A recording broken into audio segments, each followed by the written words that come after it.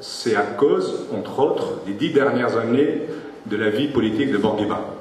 Et on se rappelle tous des élections dans la fin des années 70, que la gauche n'a pas emporté les élections, mais elles avaient un score assez consistant, et ses conseillers, on lui a dit, pas question que la gauche emporte le pouvoir, pas question que la gauche dirige les pays, etc., etc. Et c'est de là où on a réformé la Constitution pour qu'il soit éligible presque d'une manière indéterminée. Donc voilà, donc sentiment de bonheur, de soulagement d'un peuple vraiment digne, parce que c'est vraiment le peuple qui l'a véritablement chassé. Rappelez-vous les événements de Gafsa, dans le sud, en 2008, ces mouvements de contestation sont nés à la suite d'un concours truqué par les notables de la région.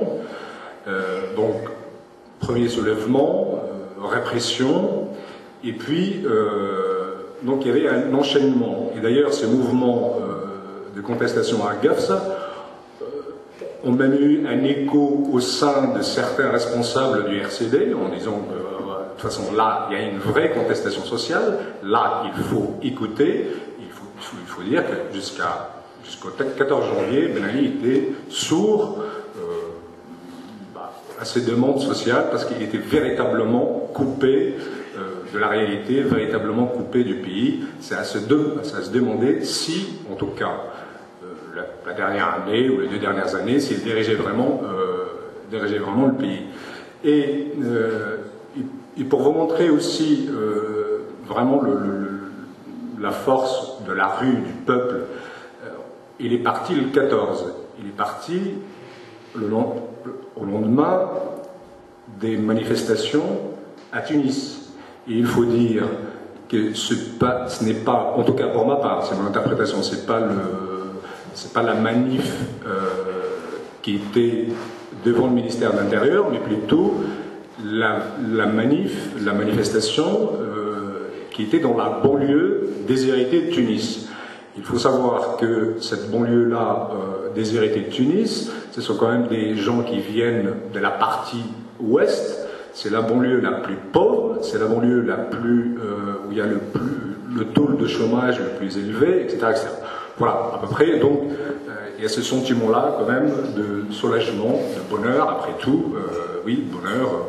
Le peuple tunisien, il a envie, quand même, d'un pays, d'un État qui soit le leur. Et puis, un petit mot rapidement sur l'effet de surprise. Tous, on a dit, tous, les commentateurs, les journalistes, même les experts et beaucoup d'intellectuels d'ailleurs, on a dit on est surpris. Personne ne s'attendait à ça. Et je me suis à un moment donné posé les questions pourquoi.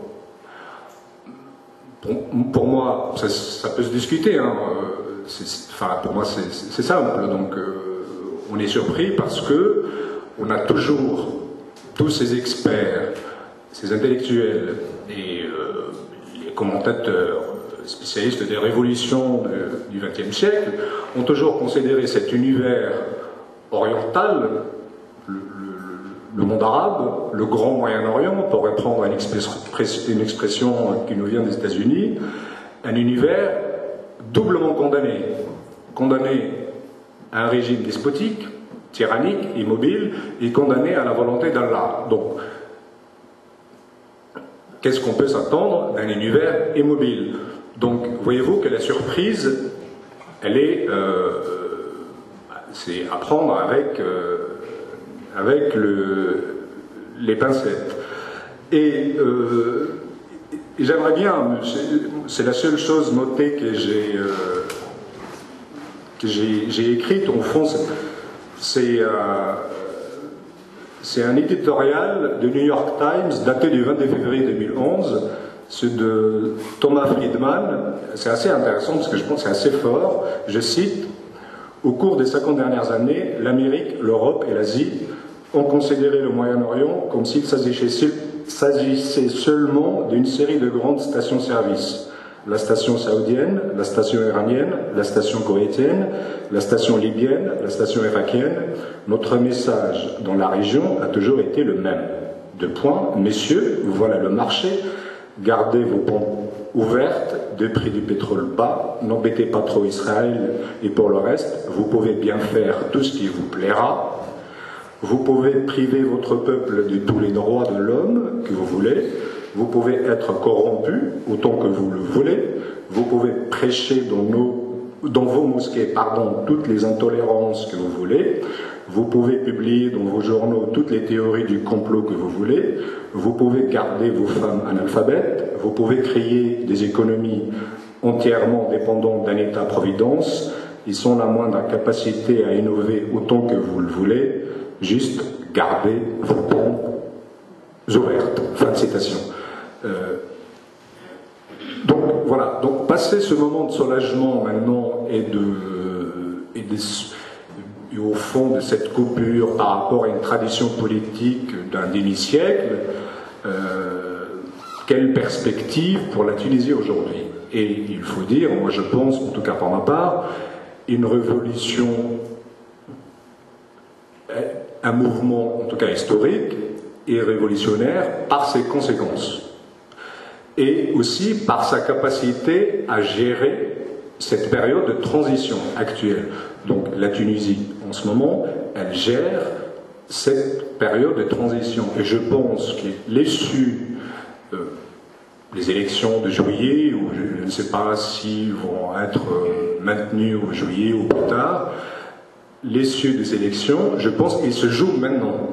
C'est la capacité aujourd'hui à assumer la transition. La transition, c'est-à-dire tout de suite, aujourd'hui, maintenant, c'est remettre le pays sur ses pieds, faire marcher le pays. Et il y a une stabilité, quand même. On sait que l'État continue à payer ses fonctionnaires, etc., etc., mais il y a une certaine instabilité sécuritaire, parce que, vous le savez, on ne peut pas passer de 200 000, enfin, on dit 130 000, mais on peut aller jusqu'à 200 000 policiers sous Ben Ali à 0 policiers aujourd'hui. Donc voilà. Et il y a un déséquilibre historique qui remonte à Bourguiba, c'est l'armée. L'armée, certes, elle est nationale, mais elle est faible par rapport à la police. Donc aujourd'hui, c'est l'armée vraiment qui tient les choses.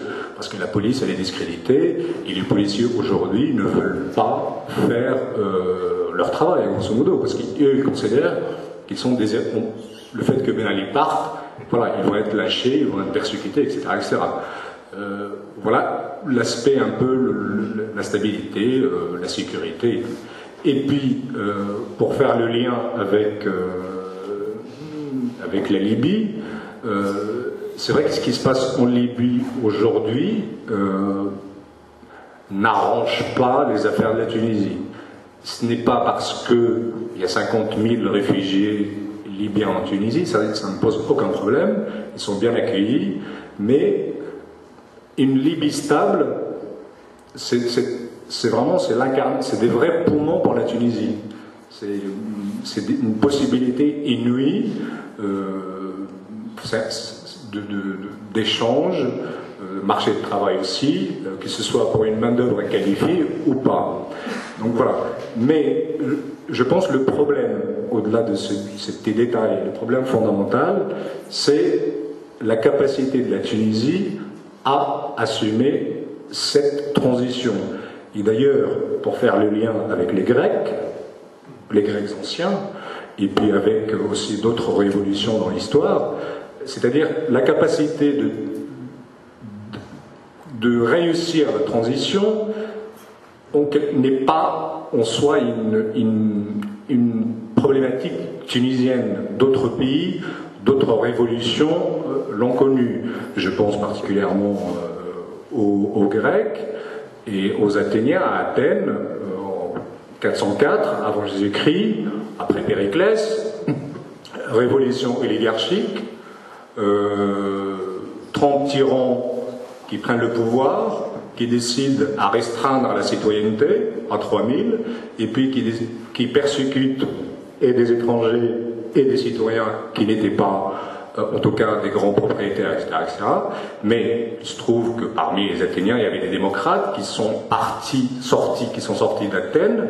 Ils ont fait le combat de l'extérieur. Et ils ont réussi à rétablir la démocratie. Mais en rétablissant la démocratie, une des questions qui a été posée, mais vraiment politiquement et je dirais même philosophiquement, parce que Platon et Aristote l'ont pensé, qu'est-ce qu'on fait avec ce passé récent? Qu'est-ce qu'on fait véritablement? Est-ce qu'on fait la chasse à tout le monde? Est-ce qu'on décapite tout le monde? Ou on essaye de réconcilier tout le monde? Et c'est là où ils ont posé la question de l'amnistie, de l'amnésie, de l'oubli, oubliant les mots du passé pour pouvoir construire. Voilà. Et puis, pour revenir plus proche de nous, c'est une question aussi qui a été posée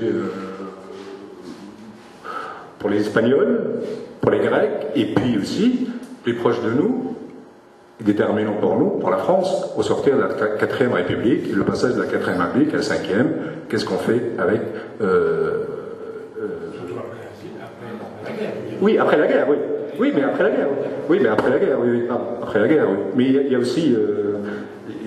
voilà, il y a aussi la naissance de la 5e par rapport à la 4e. Mais bon. Mais surtout après la guerre, oui. Non, pas du tout. Non. Mais bon, c'est après la guerre. Voilà. Voilà à peu près. Merci.